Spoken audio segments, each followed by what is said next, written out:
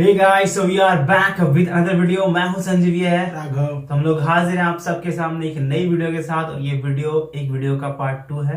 जी हाँ, पार्ट 1 आ चुका है, ये उस वीडियो का पार्ट 2 है, तो आप इस वीडियो को देख सकते हैं। ठीक है। और वीडियो का जो टॉपिक था वो था 6% के यूट्यूबर। एपिसोड 4 का वीडियो था एक तरीके से, और उसमें है मेजर गौरव आर्या, वैभव सिंह और अजीत भारती। बिल्कुल 6% के यूट्यूबर का ये भाई दूसरा पार्ट है। पार्ट 2 पार्ट 1 हम रिएक्ट कर चुके हैं। आपको डिस्क्रिप्शन में पार्ट 1 का लिंक भी मिल जाएगा। बाकी वीडियो मजेदार थी। लास्ट हमने छोड़ा था बिरयानी पे बात चल रही थी, वहां से हमने वीडियो को स्टॉप कर दिया था कि बिरयानी, इद्रीस की बिरयानी बहुत ही बेकार है। ठीक है, वहां से हम इस वीडियो को कैरी फॉरवर्ड आगे करेंगे इस पार्ट में। तो शुरू करते हैं वीडियो की, और शुरू करने से पहले वीडियो कर दें आप पर लाइक, शेयर और चैनल को सब्सक्राइब। बिल्कुल। और हम लोग अवेलेबल हैं सोशल मीडिया हैंडल्स पर भी। फेसबुक और इंस्टाग्राम का लिंक मिल जाएगा आपको वीडियो के डिस्क्रिप्शन में। जाएं और हमें जरूर फॉलो करें। वहाँ पे आप अपने कमेंट्स या मैसेज भी डाल सकते हैं। आइए वीडियो चेक करते हैं, लास्ट में करेंगे वीडियो के बाद। पहली वीडियो काफी एंटरटेनिंग थी, पार्ट 1 तक जहाँ तक हम पहुंचे थे। आगे देखते हैं वीडियो किस पेस के साथ आके मूव हुई है या क्या क्या और बातें हुई हैं। Let's go. उसका यहाँ वाले का है। हाँ, अब फ्रेंचाइजी जितनी है, जो फ्रेंचाइजी मतलब ही नहीं यार। वो करीम जाना, जामा मस्जिद जाओ, बाकी में वो फ्लेवर आपको टेस्ट मिलेगा नहीं। जाना जामा मस्जिद जाओ, गाड़ी पार्क करो दूर, मेट्रो स्टेशन पे पैदल जाओ या रिक्शा में बैठ कर जाओ, वहां पे खाओ। और वहां पे क्या खाओ? बादाम पसंदा खाओ। करीम वाली डिश ही वही है, बादाम पसंदा रुमाली रोटी के साथ, है ना। मैं नॉनवेज को और कुछ नहीं बोलूंगा, लोग नाराज हो जाते हैं, हिंदुत्व का सर्टिफिकेट भी छीन लेते हैं तुरंत। मैं इसीलिए आज मैंने ओवर कंपनसेट कर रहा हूँ भगवा पहन के। और आपकी फेवरेट डिश क्या है सर? देखिए, मेरी सबसे फेवरेट डिश जो है ना यार, हमें पता है क्या, सवेरे अगर ब्रेकफास्ट में निहारी ना निहारी टिहारी नहीं, अगर सवेरे ब्रेकफास्ट में बढ़िया पराठे और बिल्कुल लखनऊ स्टाइल में बनी आलू टमाटर की सब्जी मिल जाए। कौन सा पराठा? मतलब नॉर्मल स्टफ या नॉर्मल? आलू टमाटर की सब्जी के साथ तिकोना वाला जो बनाते हैं, तिकोना वाला पराठा, हम लोग थोड़ा सा हल्का सा नमक हो, थोड़ा सा अजवाइन हो उसमें, बस। और वो सर सर्दियों में ज्यादा करंट आता है उसमें, है ना। सर्दियों में थोड़ी अदरक बढ़ा दीजिए और थोड़ी हरी मिर्च। बिल्कुल। और उसमें प्याज और लहसुन नहीं डलता है। हाँ, फ्लेवर सर पूरा अदरक का ही होता है। अदरक का फ्लेवर है। का। हाँ, उसमें टमाटर का, अदरक का, हल्की सी उसमें हींग डलती है। ठीक है। और बनती वो कड़वे तेल में। हाँ, वो देसी घी में नहीं बनती, वो कड़वे तेल में बनेगी। और ऊपर से फ्लेवर के लिए अगर आप एक आध चम्मच कच्चा देसी घी डालना चाहें, नॉट बॉइल्ड बट ऐसे ही डालना चाहें, डाल सकते हैं, उसकी जरूरत नहीं है। और ऊपर से धनिया वनिया डाला, हरी मिर्च डाली। धनिया का नाम मत लीजिए, मुझे बिना धनिया खिलाएंगे आपको। ठीक है। इनको एलर्जी धनिया से ना। देखो, कसूरी मेथी जाएगी। कसूरी मेथी। अरे ये लोगों को प्रॉन से और सी फूड से एलर्जी होती है, भाई को धनिया से पहली बार सुनता हूँ मैं। ये मुझे कितने बार ये सोचता है कि ये मुझे हर बार बोलेगा कि आपके लिए बनाया, आपके लिए, और उसमें धनिया इतना ये डाले रहता है। अब अब मुझे एलर्जी है, मैं जानता हूँ उसका टेस्ट क्या। बोलता है नहीं ये मेथी है, कभी बोल देगा ये पालक है। बोले साला चिकन में पालक कौन डालता है यार? ये पालक चिकन बनता है, हम नहीं खाते, ये नहीं बनाता है। हमारे लाहौर का बड़ा मशहूर है। और इतना डालता है सर, जानता है मैं नहीं खाता हूँ, फिर भी अब पता नहीं गलती से डालता हो या जैसे डालता है। साजिश हो सकती है। हो सकता है, नहीं क्या, लेकिन खुद ही बुला खिलाता है तो साजिश भी कैसे माने? हाँ, या मारना उड़ना चाहता हो कंपनी, फिर इसके नाम हो जाएगी। ये हो सकता है, ये हो सकता है। फिर 4% यूट्यूबर आप लोग करते रहना, मैं चला जाऊंगा। ये अजीत है। तुम्हारा कौन सा धनिया पे शहीद हो गए फेवरेट डिश? हमें मतलब आलू टमाटर की सब्जी तो सबकी फेवरेट है। और ये हमारी ये अपने तरफ से, अरहर की दाल के तरफ से मैं बता रहा हूँ, अरहर की दाल, चावल और लोहे की कढ़ाई में बनी भिंडी की सब्जी, या जो आलू की सूखी सब्जी बनती है ना, और साथ में बढ़िया पुदीने की या धनिया की चटनी करंट वाली। लोहे की कढ़ाई से सर मुझे एक याद आया कि पहले जिसकी भी शादी होती थी तो वो दुल्हन लेके आती थी, जो उसका पूरा होता था, अब दहेज का लीजिए या जो भी, उसमें लोहे की कढ़ाई आती थी। और उसका मेन रीज़न ये है कि वो एक तरह से आयरन सप्लीमेंट जो है बॉडी में उसी के थ्रू जाता है। उसमें दूध उबाला जाता था, उसमें पालक बनाया जाता था, उसमें इस तरह की सब्जी। यूएस में आयरन स्प्रे किया जाता है उस पर, मिल्क पे, ताकि बच्चों में आयरन जाए। हम लोग में यह है कि साला मतलब एक नॉर्मल कढ़ाई दे रहे हैं, एक लोहे की कढ़ाई दे रहे हैं, वो यहाँ से आता है। नहीं, बट ये देखिए ज्ञानवर्धन करा, साइंटिस्ट नहीं है। बट हमें यार I am very serious about this fruit blog. Let's do something यार. डियो फूड्स या डियो जायका, डियो स्वाद. कमेंट से बताइए क्या होना चाहिए नाम. नाम बताइए. वो नाम वैभव एक नया चैनल शुरू करेंगे, क्योंकि मैं बता रहा हूँ मैं तो वैभव के पीछे पड़ा हूँ काफी टाइम से कि भैया देखो ऐसा है कि अब मतलब बस हो गई है. बस हो गई यार ये. बस हो गया. अब खाने वाने पे जोर दें जरा, है ना. और बिल्कुल इससे पहले कि डॉक्टर बंद कर दे. डॉक्टर ने तो बंद करना ही है कभी ना कभी. उससे पहले अपना, और बिल्कुल हम लोग जो रिव्यू देंगे वो रिव्यू नहीं होगा. ठीक है. वो ब्रुटैलिटी होगी. वो ब्रुटल हम लोग खराब होगा तो बताएंगे खराब है बताना यार, है ना. और उठ के भी चले जाएंगे बीच में. कहीं और खा लेंगे. है ना. Wow guys. Hello guys. ये नहीं करना. सर मेरे बुक का भी प्रमोशन कर दीजिए थोड़ा सा. हाँ इसके साथ ही ये देखिए, ये मैं पढ़ लूं, मेरी आंखें खराब हैं. ये अजीत भारती जी की नई किताब है, 1.5-2 महीने पहले छपी है. ये मैं जो कहूँगा सच कहूँगा, और ये इन्होंने जो मिलॉर्ड से पंगा ले लिया था उसकी पूरी कहानी है. जब इनके ऊपर केस वेस हो गया था और काफ़ी सोशल मीडिया पे ये प्रचार हो रहा था, लोग कह रहे थे कि कैसे को कर सकता है, पर ये झुके नहीं. इन्होंने भी अमिताभ बच्चन की तरह बोल दिया, अग्निपथ कर शपथ. एक मिनट ऐसे. अग्निपथ. हाँ, ये किताब, ये अजीत भारती जी की किताब है. जो भी कहूँगा सच कहूँगा. आप जरूर देखिए, खरीदिए, पढ़िए इसको और जानिए कि अंदर की बात क्या है. पॉलिटिकल सटायर कलेक्शन है सर. इसमें मोदी जी, अखिलेश यादव, राहुल गांधी, रवीश कुमार सबकी ली गई है. क्या आप बात कह रहे हो यार. हाँ. मोदी जी ने कहा है, सची कहा है. ये चैप्टर का नाम है. अध्याय 12. कैसे कर लेते हो बकैत कुमार. ये कैसा नाम है. और रवीश का असली नाम बकैत कुमार है ना. अच्छा जी.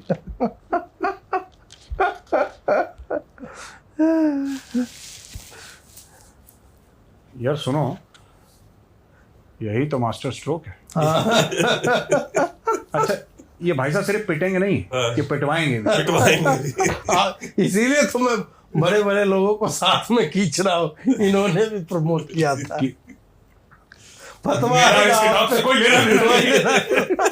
जिस दिन मेजर के कपड़े फटे मिले ना, समझ लेना अजीत भारती रिस्पॉन्सिबल है. ये खुद भी जेल जाएंगे और सबको ले भी जाएंगे. तो नहीं कहेंगे मैं बोर हो रहा हूँ. दोस्ती ताश खेलेंगे हम लोग. 29 चलेगा जेल में उधर. हाँ, मुझे लगता है अगला एपिसोड जो है ना जेल से लाइव होगा. 6 टके के यूट्यूबर. हाँ सर, इतना व्यवस्था तो की जा सकती है ना. इतने तो जान पहचान में लोग हैं. इतने तो प्रशंसक हैं. अब सर हमको ये बताइए कि अब आगे का रास्ता क्या है. आप का इशारा पाकिस्तान की ओर है. आप तो वहीं से आते हैं ना. मैं आप पारा से आता हूँ, खास ISI हेडक्वार्टर से. देखिए, मुझे लग रहा है कि अभी हम लोग थोड़ा सा जो इंतखाबात हैं थोड़े से हम डिले करेंगे. और क्योंकि अभी इमरान अभी उरूज पे है. अभी उसका 6 महीने के बाद जवाल आएगा. क्योंकि लोग कब तक चिल्लाएंगे, कब तक धूप में निकलेंगे. अभी तो गर्मियां रहेंगी सितंबर तक. तब तक पूरे पाकिस्तान तहरीक इंसाफ की हवा निकल जाएगी. आराम से करवाएंगे इलेक्शन. अभी देखिए, ये जो फौज के अंदर जो दरार डालने की कोशिश कर रहे हैं. हाँ. शिरीन मजारी ने भी ट्वीट किया और ये भी कह रहे हैं कि जो रैंक एंड फाइल है उनके बीच में, because let's be honest, reality ये है कि जो ऑफिसर्स हैं, जो पाकिस्तान आर्मी एट लार्ज है, वो जितने भी ट्रेडिशनल पॉलिटिशियंस हैं, इनको नहीं पसंद करते. वो ना शरीफ, बिकॉज वो फैमिली ड्रिवन पॉलिटिक्स है, उसको नहीं पसंद करते. जमींदार उनका ये है कि हम रिटायर हो जाते हैं, ये साल रिटायर नहीं होते. ये इनका बेटा है, फिर उनका बेटा है.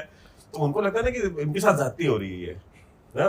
मतलब हाउ कैन, मतलब वो फैमिली रन एंटरप्राइज है बेसिकली पॉलिटिक्स. पर मैं एक बात बताऊं, शिरीन मजारी कुछ भी बोले, इमरान खान कुछ भी बोले, पाकिस्तानी फौज, पाकिस्तान के अंदर एक सच्चाई है.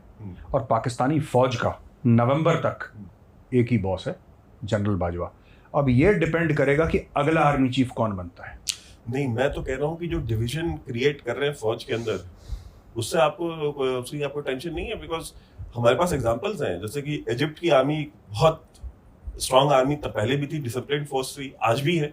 अब देखिए मुस्लिम ब्रदरहुड को हटा करके उन्होंने इजिप्ट को कंट्रोल किया। जहां से अरब स्प्रिंग शुरू हुई, जो मुस्लिम ब्रदरहुड का हब था, उसको उन्होंने कंट्रोल कर लिया। तो लेकिन वहां पे भी अनवर सादात को गोली मारी गई। देखिए 2 चीज़ें हैं, मैं आपको बताऊं वैभव। पहली बात तो जो हमारी फ़ौज है, ईमान तक़वा जिहाद फ़ी सबीलिल्लाह, पाकिस्तानी आर्मी, जिसका मैं एक मुलाजिम नहीं, मैं भगोड़ा मेजर हूँ जिसका मैं एक बात कहना चाहता हूँ, दरार डालने की कोशिश करी और इंटरेस्ट्स और लोगों के हो सकते हैं। हो सकता है कि इमरान खान ने वादा करा हो फैज़ हमीद का कि हम तुम्हें आर्मी चीफ बना देंगे, तुम हमारी सरकार को बरकरार रखना। ये सब मुमकिन है, लेकिन fact of the matter is कि कोई मुशर्रफ 11 साल चीफ रहा, 11-12 साल, ऐसी 10-11-12 साल, किसी ने खुल के मुशर्रफ के खिलाफ कोर कमांडर्स ने नहीं बोला। तो यूनिटी ऑफ कमांड तो है पाकिस्तानी फौज में, इसको आप डिनाई नहीं कर सकते। उसकी 10 खामियां होंगी, हर एक इंस्टीट्यूशन की होती हैं दुनिया भर में, कोई भी ऐसा इंस्टीट्यूशन नहीं है, सिर्फ पाकिस्तान का नहीं, किसी भी मुल्क का, जिसमें खामियां ना हो। लेकिन यूनिटी ऑफ कमांड है पाकिस्तानी फौज में। और जो ये कहते हैं कि साहब ये देखिए ये ना ये शिरीन मज़ारी वगैरह, I always thought that woman was smart, intellectually थोड़ा सा उसका, मुझे ऐसा हो सकता है मेरी गलती हुई रीडिंग में, बट टुडे आई रियलाइज कि नहीं, उसमें दम नहीं है। जैसे शहबाज गिल है ना, she is the female version of Shahbaz Gill. वही चीखना, वही चिल्लाना, वही गालम गलौज करना, वही हल्की बातें करना। ठीक है, देखिए मैं एक बात बताता हूँ, जब पाकिस्तानी फ़ौज को ये लगा कि उसके इंटरेस्ट कॉम्प्रोमाइज़ हो रहे हैं, जब पाकिस्तानी फ़ौज को लगा कि उसके चीफ पे बात आ रही है, पूरे पाकिस्तानी फ़ौज के ऊपर कोई बात आ रही है, इमरान खान कुछ भी नहीं है भुट्टो की पॉपुलैरिटी के सामने, और भुट्टो को टांग दिया था। बेनज़ीर भुट्टो को बीच चौराहे में बम ब्लास्ट से उड़ा दिया। Pakistani army was behind all this. तो किसी का भी ये सोचना कि कुछ ऐसा हुआ होगा, और इमरान खान अभी रिलीजन कार्ड नहीं खेल रहा है जितनी धमा चौकड़ी से पहले खेलता था। भाई तस्वीर वस्वीर सब उसने लॉक कर दी, बोला कि जब इलेक्शन होंगे तब तस्वीर निकाल लूंगा। अब तो ट्रैक सूट में आ गए हैं, इल्हान उमर से ट्रैक सूट में मिल रहा है, टी शर्ट में। मुझे तो पहले जब इल्हान उमर को मैंने देखा और टी शर्ट पर ट्रैक सूट में, खान साहब माशाल्लाह बिल्कुल जवान लग रहे थे, मुझे लगा कि चौथी बेगम का वो जुगाड़ तो नहीं कर रहे हैं वो, कि पिंकी पीरनी से बोला कि बेटा तेरा टाइम खत्म हुआ, अब मैं दूसरी पीरनी ला रहा हूँ। यहाँ वज़ीर आज़म बनी चुके हैं, अब जो है कि अब सीधे वहाँ जाना है, सदर बनना है अमेरिका का। अब अमेरिका के सदर बन भी जाएंगे। इल्हान उमर कोई ठीक नहीं, उसका तो शौहर उसका भाई है। हाँ, इल्हान तो फिर भी इम्प्रूवमेंट है उसके लिए। इल्हान उमर ने पहले आई थिंक अपने शौहर को डाइवोर्स करके अपने भाई से शादी कर ली इल्हान उमर ने, और ये और अपने सगे भाई से करी। हाँ, ये बात सही है कि she married her real brother and she is being held as a role model of the Islamic world by the Pakistanis, जबकि उसकी खुद यूएस में ज्यादा इज्जत नहीं है। She is a fringe politician in the US. Sir पता है ये ना, इनका जो टोटल क्लेम टू फेम है वो बेसिकली इंडियन ट्विटर यूजर्स हैं। हाँ, बिकॉज ये इतना रिएक्शन देते हैं ना कि इल्हान उमर हो, और वो एक अपना क्या नाम है उसका, वो अल जजीरा वाला जकारिया, मेहदी हसन। अच्छा मेहदी हसन, हाँ ठीक है, हाँ, उसको भी खूब अभी गोलमू वाला, हाँ हाँ। मेहदी हसन हो गया, इस तरह। और ये सारे के सारे मुस्लिम ब्रदरहुड के लोग हैं, इख्वानुल मुस्लिमीन के लोग हैं।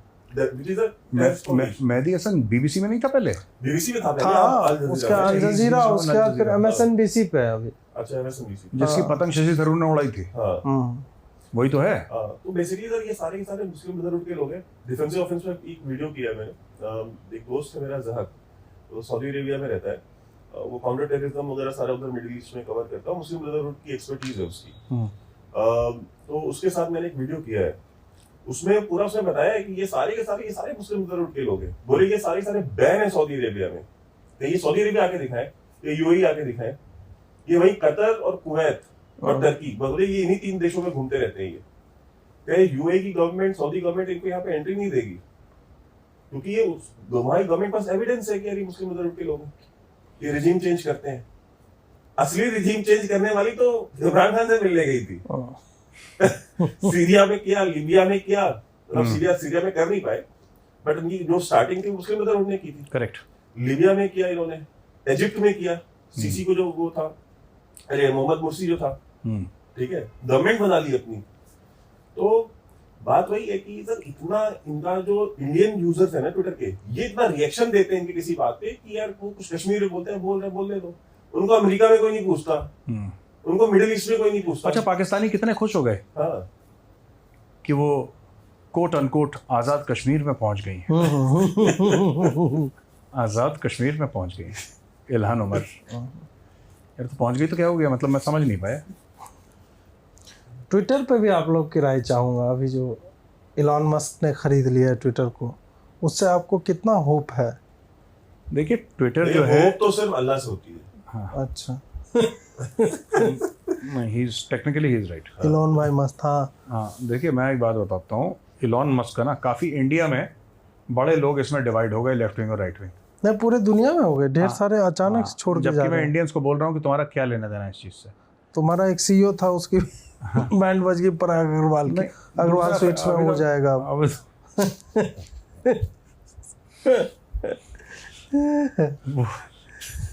तो आप ये देखना कि वो फेडेक्स का भी बन गया इंडियन ना। फेडेक्स सुब्रमण्यम क्या है उसका, he is become the CEO of and president of FedEx. नहीं तो इंडियन तो वहाँ पे कन्वेयर बेल्ट लगा रखी है सीईओज की दुनिया भर की। सो अगर इंडियन नहीं बनता किसी मल्टीनेशनल कंपनी का सीईओ अमेरिका में, तब वो सरप्राइज है। बन जाता तो सरप्राइज नहीं है। No, Indians have also stopped celebrating. मैंने देखा कि जब वो सुब्रमण्यम क्या नाम है उसका, जब वो बना था ना, तब इंडियंस डिड नॉट सेलिब्रेट। यार फिर एक बन गया था। अब मत बनाओ कुछ 2-3 साल तक किसी इंडियन को। तकिए सीईओ गद्दे। हो गया ना फ्री स्पीच बांगुर सीमेंट। सर फ्री स्पीच को आप कैसे? सबसे अच्छा सस्ता नहीं, सबसे अच्छा बांगुर सीमेंट वही है बिल्कुल मामला अपना इंडिया। मैं बोला फ्री स्पीच को आप कैसे डिफाइन करते हैं? देखो मैं तो ना ज़्यादा फ्री स्पीच पे बिलीव नहीं करता। मैं it might sound controversial, but देखो आदमी इतना, मैं एक छोटा सा अगर आपकी इजाज़त हो 2 मिनट में बोलना चाहूँगा।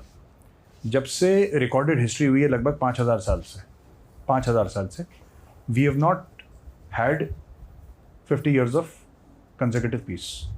5000 साल में 50 साल भी कहीं ना कहीं जंग हुई है। Warfare, jealousy, lust, anger, bloodshed, rage ये ह्यूमन नेचर है and we have to accept it. इंसान इतना रिस्पॉन्सिबल नहीं है। ये एलन मस्क चूरन खिला रहा है फ्री स्पीच एब्सोल्यूटिस्ट। ये क्या फ्री स्पीच एब्सोल्यूटिस्ट होगा? भैया एक बात बताओ, तुम्हारा तो पैसा तुम चीन से कमा रहे हो। जब सऊदी अरेबियन कुछ लोगों ने, जो इन्वेस्टर हैं ट्विटर के, जब उन्होंने बोला था कि जब उन्होंने ऑब्जेक्ट करा तो उन्होंने बोला कि सऊदी अरेबिया पे उसने उंगली उठाई कि तुम तो फ्री स्पीच करते नहीं हो, वहाँ पे तुम्हारे शरिया वरिया जो सब है, तुम लोग तो फ्री स्पीच। अरे भाई एलॉन मस्क का पैसा, ये जो अरबों डॉलर कमा रहा है, कहाँ से आ रहे हैं? All the manufacturing, majority of his Tesla is manufactured in China, in bought in China. उसका पैसा चीन से आ रहा है। क्या एलॉन मस्क चाइना को बोलेगा फ्री स्पीच एब्सोल्यूट? ये सब ये झूठी बातें हैं। देखो ये सब फ्रॉड है। और करीब 20 करोड़ यूजर हैं ट्विटर के, 20-25 करोड़ से ज़्यादा।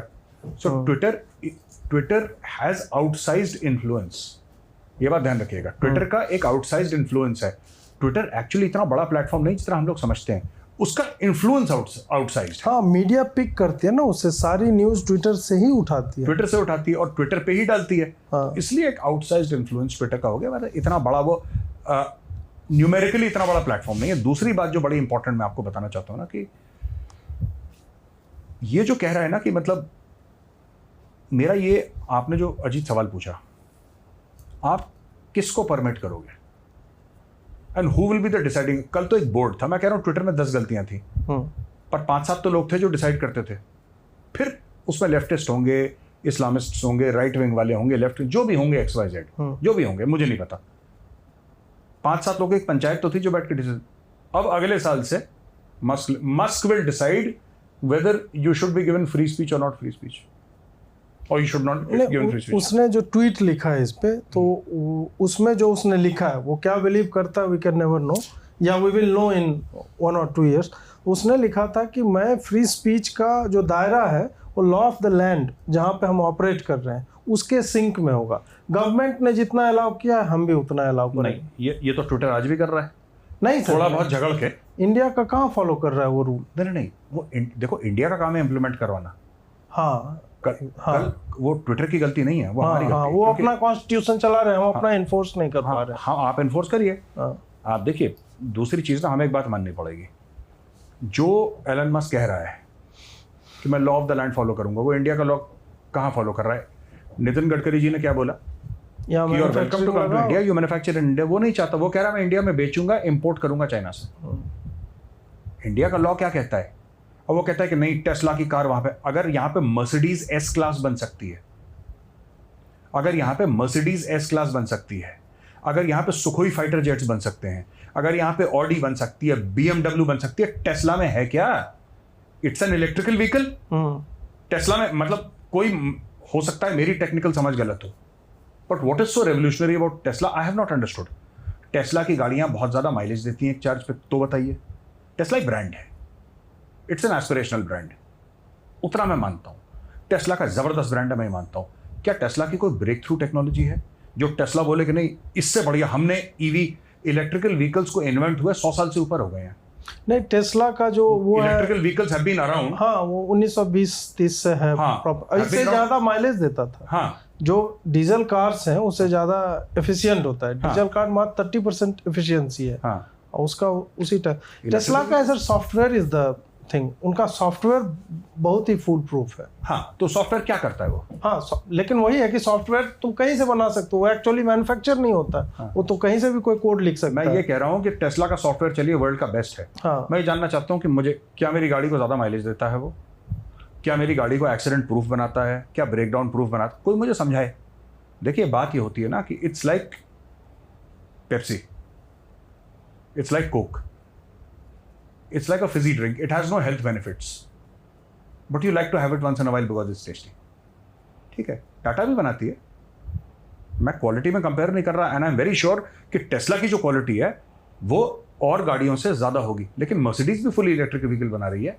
नहीं, टेस्ला का वही है सर मेन कि सॉफ्टवेयर उनका, जैसे आईफोन है ना, जैसे Android is doing all this stuff in a better way, but iPhone software hardware दोनों बनाता है। बट आईफोन का चलिए एक बात हम मान लेते हैं कि आईफोन को कहा जाता है, the CIA said that the iPhone is unhackable. IPhone आप हैक नहीं कर सकते। FBI and CIA have not been able to hack it. North Koreans have not been able to hack it. Russians have not been able to hack it. If that be the case, what is the USP of Tesla? Tesla ऐसा क्या unique दे रही है? मेरी समझ नहीं है, मैं कोई एक्सपर्ट नहीं हूं उसमें, क्योंकि मैं जर्नलिस्ट नहीं हूं। हर चीज में एक्सपर्ट होने के लिए इंडिया में जर्नलिस्ट होना जरूरी है। ये सीधे मेरे ऊपर तीर मारा जा रहा है। ये मत पढ़ना किताब, इससे फतवाएंगे। इसके अंदर क्या क्या लिखा है, एक दो चैप्टर का तो मैं मुंह में आते आते वापस अंदर चला गया। मैंने बोला भैया ये मरवाएगा जी दर्द। तो दोस्तों ये था हमारा लेटेस्ट एपिसोड, और कोशिश रहेगी कि महीने में एक बार ये हो, लेकिन ये कोशिश हम लोग पहला आया 1.5 महीने पे, दूसरा 2 महीने बाद, तीसरा 3 महीने बाद, ये लग रहा है मुझे 4 महीने के बाद आया है, लेकिन फिर भी उम्मीद पे दुनिया कायम। एक आखिरी चीज बोलना चाहता हूँ। बिल्कुल बिल्कुल। कमेंट में जरूर लिखिएगा डीजे का फुल फॉर्म क्या है। अच्छा, अगली बार फिर अगले 6 टके के यूट्यूबर में आपको बताएंगे। आप कमेंट पे लिखिएगा डीजे का मतलब क्या है। इनकी पोल खोलने वाला हूँ मैं, एक्सपोजे होने वाला बहुत बड़ा। और फूड ब्लॉगिंग चैनल का नाम भी डालिए। नाम भी डालिएगा। क्या डीओ स्वाद, डीओ जायका, डीओ टेस्ट, क्या होना चाहिए, है ना? और हम कहते हैं हम करेंगे। हाँ, आप लोग नाम सुझाइए, हम लोग करेंगे। हम करेंगे, शूट करेंगे, खाएंगे, क्यों खाएं तो खाने का बहाना चाहिए बस, है ना? तो इसी के साथ हम लोग आप लोगों से आज्ञा लेना चाहेंगे। एक शराब का चैनल खोला है, डीओ टाइट। डीओ टाइट है? शराब पीना स्वास्थ्य के लिए हानिकारक है। डीओ केयर्स। नमस्कार। ओके भाई, वीडियो होती है एंड, और शराब पीना स्वास्थ्य के लिए हानिकारक है, पर चैनल खोला जा सकता है सर के हिसाब से, ऐसा उन्होंने बोला है। भाई मैं तो यार ये वीडियो मतलब मैंने पार्ट 1 मतलब हमने रिएक्ट किया था, मतलब उसके बाद से इन लोगों का फैन हो गया। मतलब इस चैनल की जो यूएसपी है ना, जो यूनिक सेलिंग पॉइंट है चैनल की, भाई यही है कि बस बैठ के गॉसिप करके दुनिया भर की बातें भी करनी है और काम की बातें भी करनी है। जो भी दुनिया में हो रहा है सब कुछ डिस्कस करना है, मजा के अंदाज में, हल्के फुल्के अंदाज में बड़ी बड़ी बातें बोलना, और बड़ी बड़ी बातें बोल के सामने वाले को समझाना ही कला है भाई। क्योंकि सीरियसली अगर कितना बंदा टॉक करेगा, एक सीरियस टॉक कितना करेगा आम इंसान।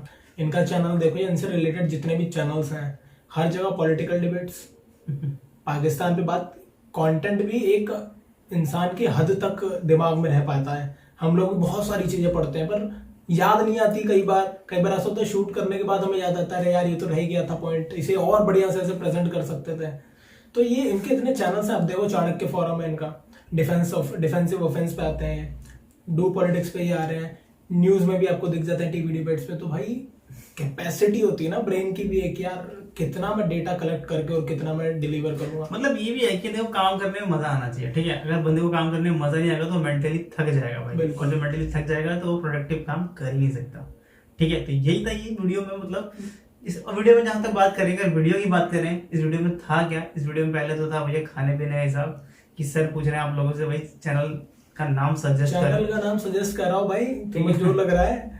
और डीजे की फुल फॉर्म पार्ट 1 में डीजे की फुल फॉर्म इन्होंने पूछी थी, हमने जो पार्ट 1 किया उसमें देखोगे आप तो दिखेगा ये अजीत भारती को डीजे बोलते हैं कि क्यों, इसके बारे में इन्होंने बोला कि मैं रिवील करूंगा नेक्स्ट एपिसोड में कि मैंने डीजे क्यों बोला था। और बात करें वीडियो में सबने जो पाकिस्तान के बारे में जो आगे डिस्कस करा है, यही करा है कि इमरान खान जो भी 6 महीने के लिए चल बाहर है, इसके बाद दोबारा इलेक्शन होंगे, 6 नहीं अभी 14 महीने है मेरे ख्याल 14 महीने जो से, भी है। 6 महीने ये कह रहे हैं कि गर्मी वगैरह में निकल जाएंगे, हवा निकल जाएगी पीटीआई वालों की। और इमरान खान ने मतलब पाकिस्तान में जो भाई आर्मी है उनको भड़काने की कोशिश करी, लड़ाने की कोशिश भी करी है। नवंबर तक इनका जो आर्मी चीफ है भाई बाजवा जो है, इनके एक्सटेंशन लेके जो बैठे हैं, बाजवा extension। कह रहे कि भाई बाजवा ही कंट्रोल करता है सब कुछ। हाँ तो वो पता है आर्म्ड फोर्सेस जो पाकिस्तान की है, पाकिस्तानी आर्मी आईएसआई सब मिल के अपना मुल्क चलाते हैं। जो तंत्र है ना इनका पूरा एक नेक्सस है इनका, कंट्रोल गद्दी पे कोई भी बैठा हो कंट्रोल पीछे से इनका होता है। बोले तो कठपुतली की सरकार बोलते हैं ना, ये सेलेक्ट करते हैं कि किसको बिठाना है। आप लोग सोच रहे होंगे ना कि भाई तो बड़े बड़े नेता है, इमरान खान तो बहुत बड़ा नेता है भाई, क्या कर लेंगे, है ना, उसके कंट्रोल में तो आ रहा है एक तरीके से ये आर्मी वगैरह, ठीक है। आर्मी करती है, आर्मी नहीं उठा के फेंका बट आर्मी भाई पाकिस्तान की हमारे ऐसे भाई हमारी आर्मी एकदम जबरदस्त है, ठीक है, उसको कंपैरिजन नहीं किसी भी आर्मी का उसके साथ। हमारी आर्मी सींग वाली गाय है, सींग दुश्मनों के लिए और गाय हम लोगों के लिए। और भाई ये इनका ये हिसाब है पाकिस्तान में, अगर कोई आर्मी के खिलाफ, इनकी फौजों के खिलाफ खड़ा हुआ ना पाकिस्तान में, तो भाई उनके जो हालात हैं भाई, बेनजीर भुट्टो की बात करी थी, बेनजीर भुट्टो की बात करी थी, उनको बिलावल भुट्टो की माता जी थी शायद, वो ना वो शायद उड़ा दिया था बॉम्ब से। हाँ, उनके पिताजी का भी उन्होंने ही कहा था, इनके पिताजी ने, बिलावल भुट्टो के जो दादाजी लगेंगे कौन लगेंगे, बेनजीर भुट्टो के पिताजी, उन्होंने कहा था घास की रोटी खाएंगे एटम बम बनाएंगे। याद आ गया मुझे आज, पिछली वीडियो में मैं नाम भूल रहा था, इन्होंने ही कहा था। तो भाई ये पाकिस्तान में जो भाई पाकिस्तानी आर्मी है उनको तो यार बिलावल भुट्टो को तो फांसी दे दी गई थी, फांसी दी गई थी। बताओ एक प्राइम मिनिस्टर को, सिटिंग प्राइम मिनिस्टर को फांसी दे देना हटा के तुरंत। कोई रीजन होगा? रीजन था ना वही कि भाई आर्मी के खिलाफ कैसे कंट्रोल है। आर्मी याया खान के टाइम की बात है या किसके टाइम की बात है, फिर उसके बाद आर्मी चीफ ने कंट्रोल कर लिया था पूरे देश पे जब वो आया था। इससे ये पता लगता है कि जो पाकिस्तान में ना भाई हिंसक रूप से एक तरीके से चीजों को कंट्रोल करने की कोशिश करी जाती है, जो कि काफी डेमोक्रेटिक वे तो है नहीं। सिंपल सी बात है भाई, डेमोक्रेटिक वे होना चाहिए भाई हर चीज का, और लोगों को बताना चाहिए। इन लोगों को, पाकिस्तानियों को भी असली डेमोक्रेसी पता ही नहीं है।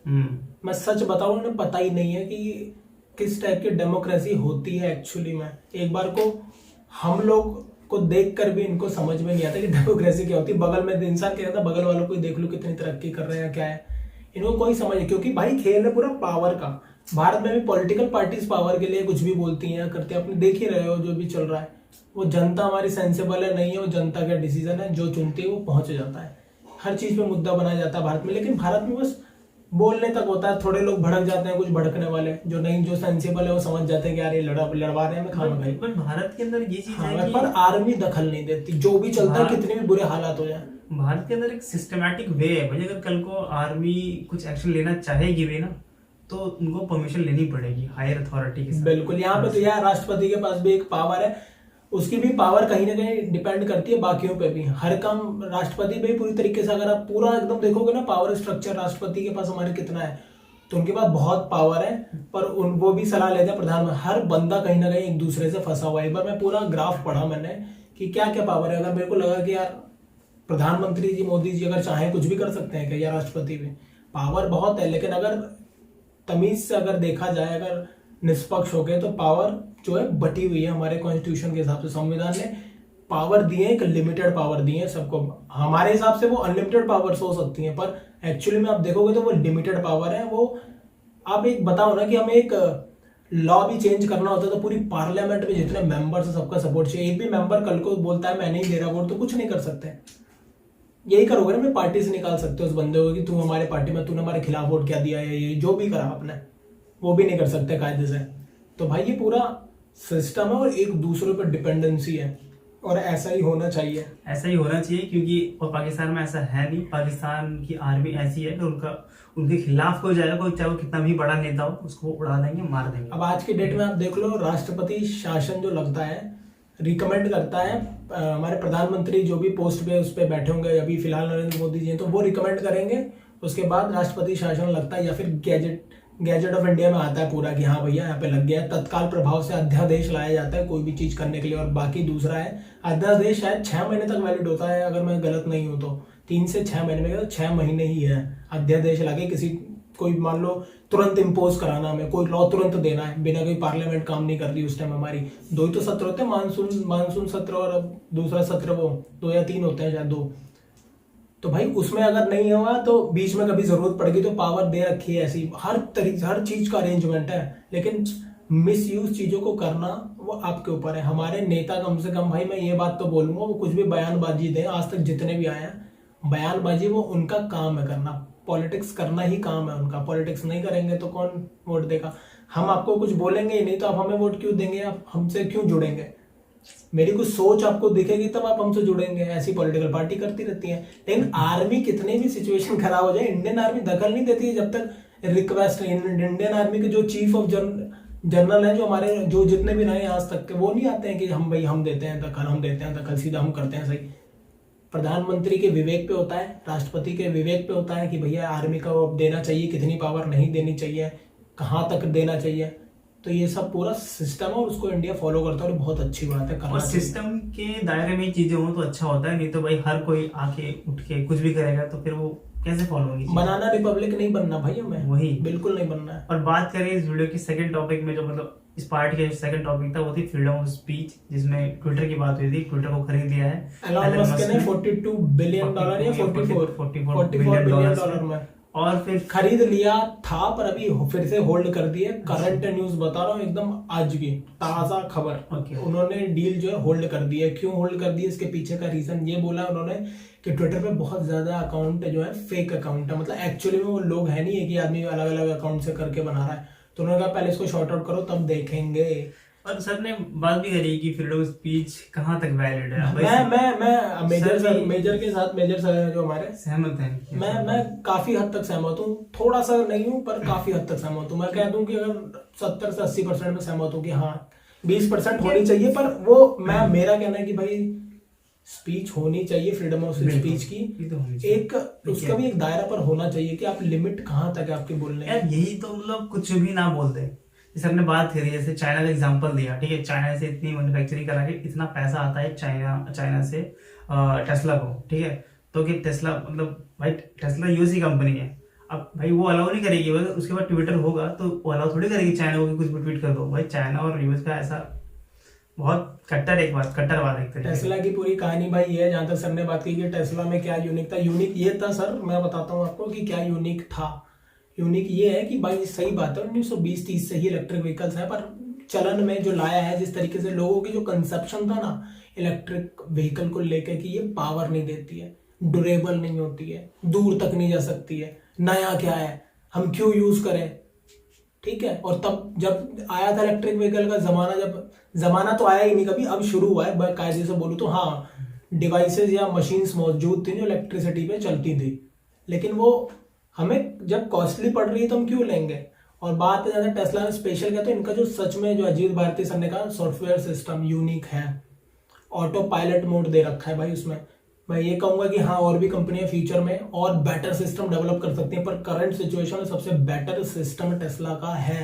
ये मर्सिडीज या किसी के पास भी नहीं, वो डेवलप करते होती हैं चीजें डेवलप। जब तक लोग नया डेवलप करेंगे ये उसमें और इम्प्रूवमेंट ला लेंगे।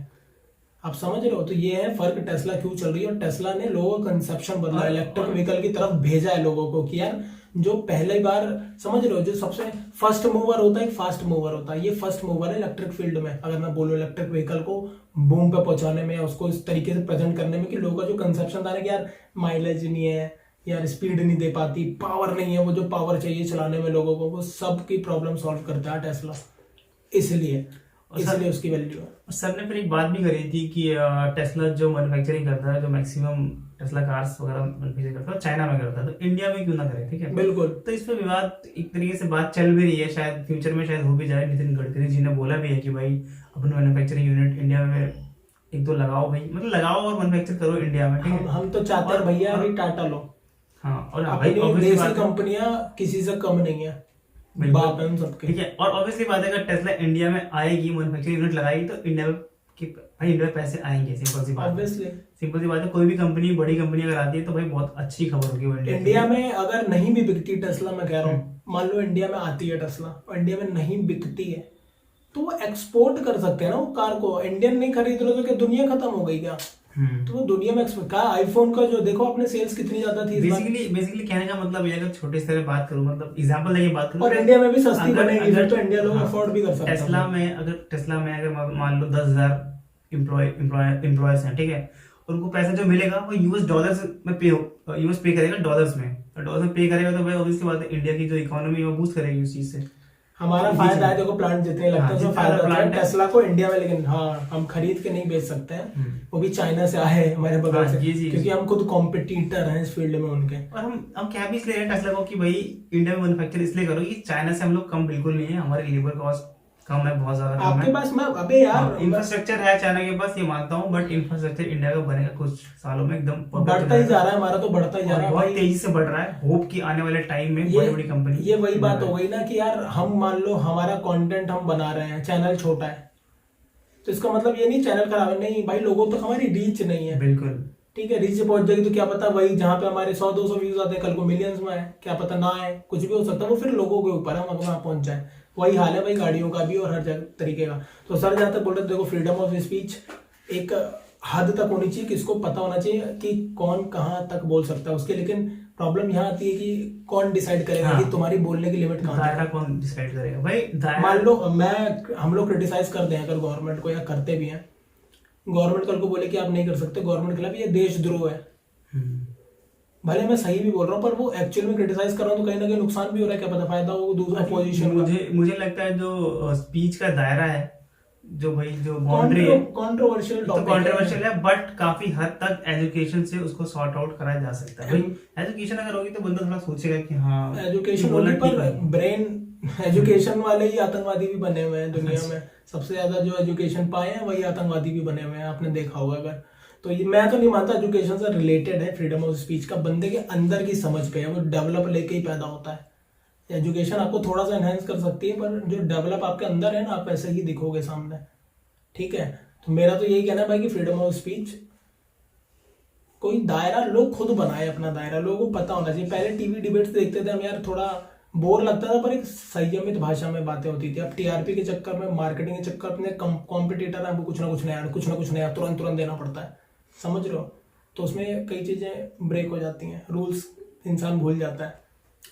तो आई थिंक वीडियो में ये 2 टॉपिक सर ने मेनली डिस्कस किया था। उसके बाद सर ने फूड ब्लॉगिंग के चैनल की शुरुआत करने की सोची है कि भाई ये लोग खाते पीते थोड़ा ज्यादा है, तो ये सोच रहे थे कि खाते पीते मतलब चैनल ही बना दें, ठीक है, खाते पीते घर के हैं। तो सही सोच है सर की, और सर ने काफी ठीक है यार। देखो यार भाई, कितना बंदा, मैं तो ये कह रहा हूँ कि सर कितना पॉलिटिक्स करोगे या कितना एक ही टॉपिक पे कब तक आप बोल पाओगे? आप सोचो यार, अगर हम लोग भी कई वीडियो ऐसी है पुराने टॉपिक, हमने बहुत कुछ बोला पुरानी वीडियोस में, वो चली या नहीं चली, क्योंकि हमारा चैनल अभी भी छोटा ही है और पहले और भी कम लोग थे। तो अब क्या है कि भाई अब हमको वो टॉपिक दोबारा दिखता है, क्योंकि उससे रिलेटेड या वही तो उसका जो बेस है वहीं से आता है। अब हम अगर दोबारा बोलते हैं तो हमें लगता है कि यार हम तो बोल चुके हैं, रिपीट हो रहा है, हमें ऐसी फील आती है, तो हम कहते हैं यार उस वाली वीडियो में देख लेना, या उसमें हम बोल चुके हैं काफी कुछ, उसमें दोबारा बोलूंगा तो वो समय व्यर्थ, अपना भी और आपका भी, कि यार एक ही चीज मैं जो कर चुका हूँ मैं दोबारा उसी पे वीडियो लाके क्या फायदा उस चीज पे। कोशिश यही रहती है कि नया कुछ हो तो बोला जाए। तो भाई ये सर भी बोर हो जाते होंगे भाई, कुछ खाने वाने का टॉपिक और थोड़ा अलग। डू पॉलिटिक्स का ये 6% का यूट्यूबर है, आप लोगों की देन है जो चल रहा है पब्लिक के लिए, कि पब्लिक समझ गई यार सही है यार, हल्के फुल्के तरीके से मजाक करते हुए भी चीजें समझाई जा सकती हैं। जरूरी नहीं एकदम इंटेंस होके एकदम सीरियस होके बैठना कि नहीं हम ही सही बोल रहे हैं भाई। हम लोग भी देखा है थोड़ा आराम से ही बोलते हैं, हम लोग एकदम सीरियस होके नहीं बोलते, एकदम सीरियस होके नहीं यार, एज अ फ्रेंड बात Comfort. करोगे ना किसी से एज अ हम यार जब आप लोगों से इंटरेक्ट करते हैं ना तो भाई हम लोग ये सोच के चलते हैं कि सामने वाला बंदा हमारे जैसा है, हमारा भाई है, हमारी बातें हमारा दोस्त हो सकता थोड़ी सी है। तो सुन ही रहा होगा, क्योंकि मैं किसी की बात नहीं सुनता, दोस्तों की बातें बिल्कुल नहीं सुनता, कभी कभी सुन लेता हूँ, वही वाला हिसाब आपका भी होगा, पता है मेरे को।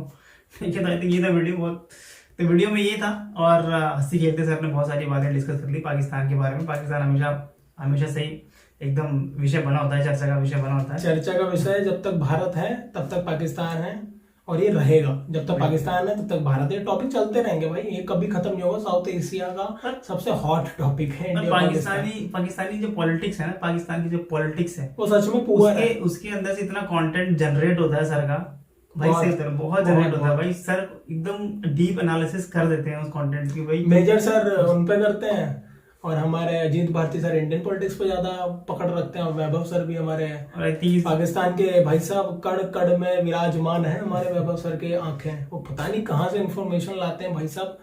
मुझे मिलाओ यार, मेरे को बात करनी है उनसे भाई, इंफॉर्मेशन आप लाते कहाँ से हो। और एक बात और कि हाँ भाई, इसमें अजीत भारती सर की एक बुक है, ठीक है, जो कहूंगा सच कहूंगा। जो कहूंगा सच कहूंगा। इसमें काफी कुछ इन्होंने बोला होगा, सर ने प्रमोशन कर दिया, हम लोग भी कर ही देते हैं प्रमोशन। हम इतने बड़े तो नहीं है, बट हम लोग भाई बोलने में क्या जाता है कि भाई उनकी बुक पढ़ें आप लोग और खरीदें। आपको अच्छी लगे आप खरीदें, चैनल हमारा अच्छा लगे तो लाइक करें, उनको तो जरूर ही करें, क्योंकि भाई ओरिजिनल क्रिएटर को हमेशा Obviously सपोर्ट बात करें। है।